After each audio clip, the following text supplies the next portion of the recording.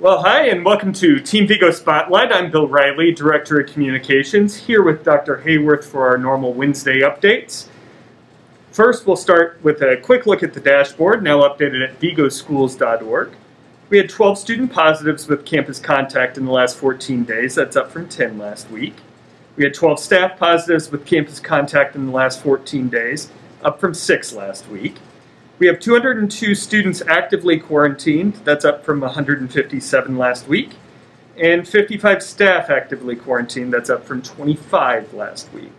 So Dr. Hayworth, numbers are higher, but we're still not seeing the active cases at the rate our community is seeing them. So why do you think that is? Yeah, so last week we talked about confidence. We're still talking about confidence.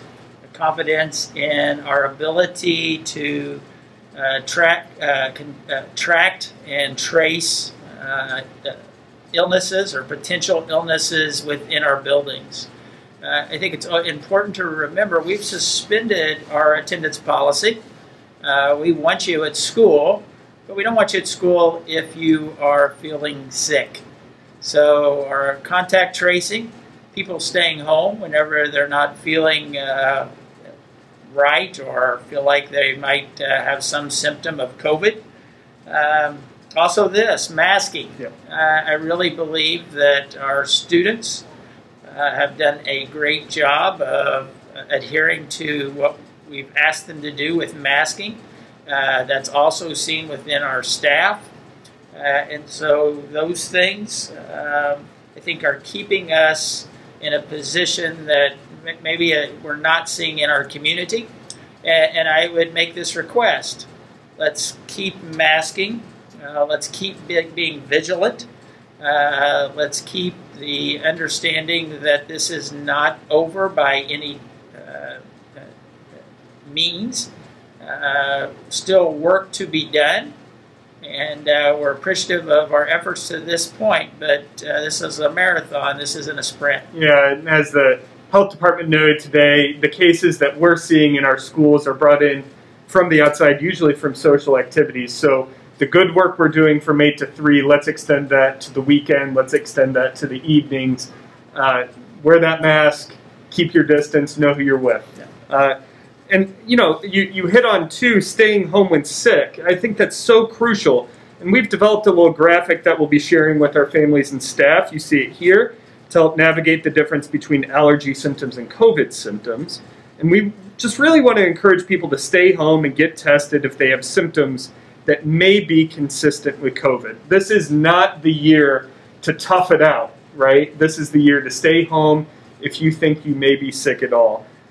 Also want to take a look at our school-based numbers. Our school-based numbers, it's a set of data that we started releasing last week. These numbers are students and staff combined, and it doesn't matter if they were infectious on our campus or not. I think, you know, we've been really transparent in letting our media know, letting our families know when we have an infectious case on our campus, even though we're masking and we're not seeing spread. But this is any case that is a student or staff member, and the schools are looking pretty good. We have 15 schools with no active cases right now.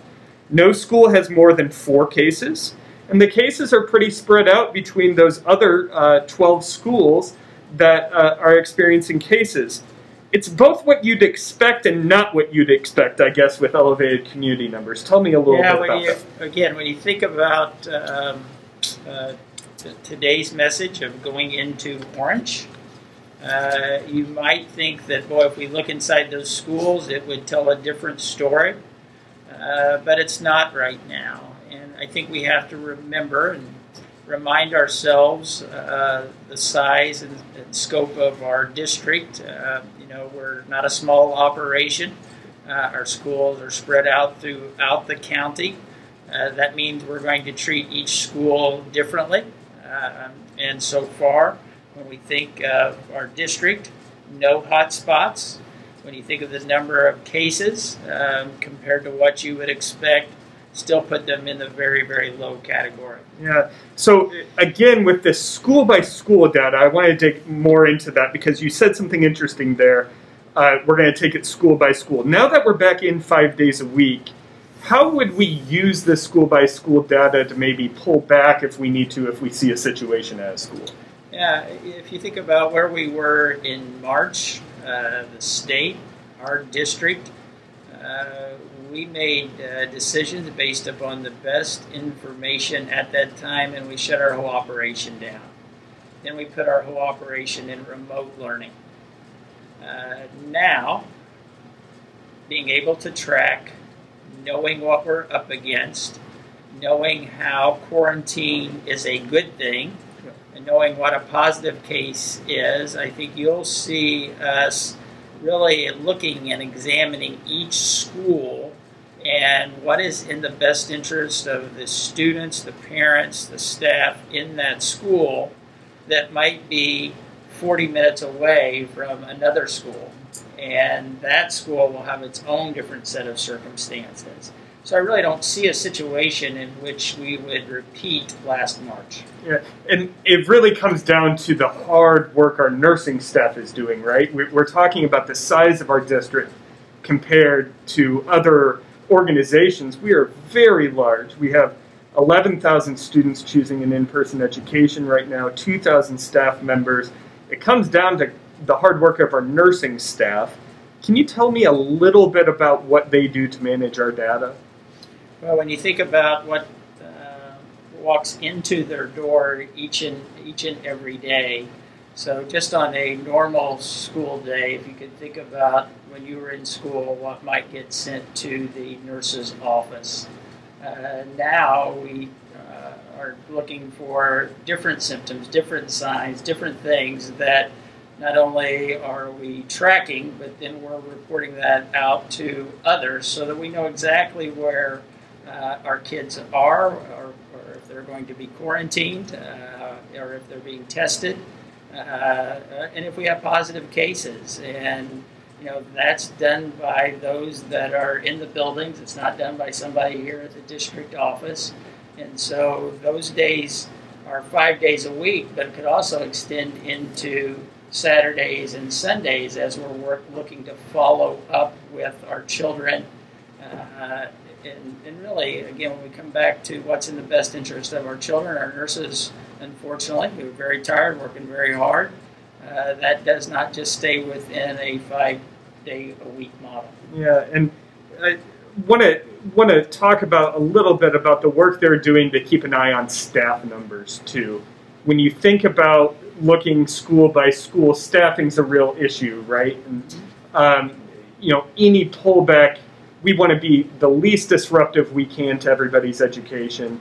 And so staffing may play a role in that too, correct? Yeah, so, if you have a 3-section elementary school, so three classes of first grade, 3 classes of second grade, 3 classes of third grade, so it's a 3-section elementary.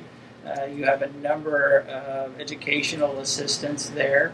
You might have food service workers. And so you've got to watch the impact on that staff. So if you had 3 first-grade teachers that were quarantined, doing the right thing, staying home, keeping everybody else safe, we would react to that grade level, not react to the school in general. So it's important for us to watch our staff in all phases of what we do in delivering education. And our response will be that targeted. What is needed in that grade level, or what is needed in that one particular school, and again, not district-wide. So the work our nurses are doing, so important, but also the entire staff. I think you're talking about a lot of flexibility being shown by our teachers, our educational assistants, our secretaries, our janitors. Everybody is really pitching in, and we're trying to offer as much school as we can. Yeah, and a group that's also there are parents.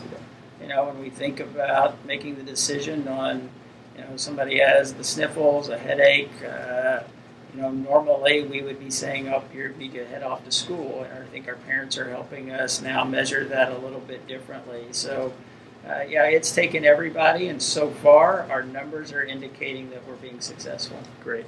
Well, before we go, I want to address just one rumor that I've seen out there that just bugs me because it's so false. Dr. Hayworth, any connection between our educational model, whether kids are in our buildings or not, and our funding? There is no connection. Our funding is based on a count that we take in September, and it's based upon property taxes. It's not a daily number that we look at that shifts funding up or down. We count students in September and we count students in February. And so that's our educational funding. And we all know the impact of property taxes. So right now, there is no connection at all. So making decisions for what's best for the health of our community, but also the education of our students. That's correct. Yeah, great. Well, thank you, Dr. Hayworth, for your time today. Nope, thank you.